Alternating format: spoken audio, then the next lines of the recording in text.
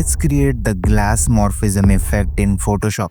But also we will see how multiple elements can use this effect with just one drag.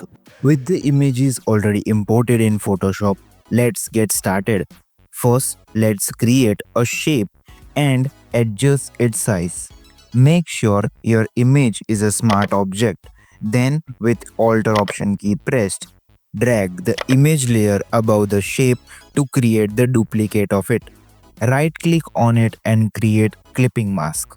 Now go to Filter, Blur, Gaussian Blur, and let's set the radius around 10 pixels. Now again go to Filter, Noise, Add Noise, and let's set the amount around 5%. Distribution to Gaussian and check monochromatic.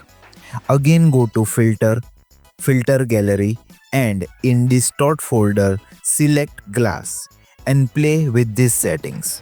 Then double click on the shape layer to open layer style and add bevel and emboss to give the shape more 3D look. Change the settings as per your preference or pause the video to copy this. Now add inner glow.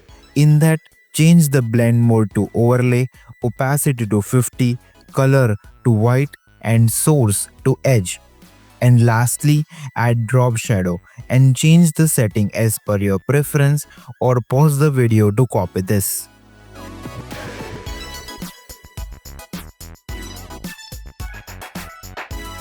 Now what if we want to add more shapes or elements with this effect?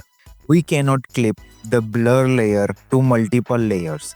So what we will do is first we will remove the clipping mask and then put the shape in a group with Ctrl Command plus G. Then with Ctrl Command key pressed, drag the effects from the shape to folder. Now add the clipping mask onto the folder, and now any shape or element we put inside this folder will have the glass effect on it. Let's try and add new shapes to it. There it is, turned directly into glass effect. So here it is, the glass morphism effect. If you're watching till here, like the video, subscribe to the channel and comment which effect should we create next. Also follow me on my socials, links are in the description. Until next time, keep watching Haynes Graphics.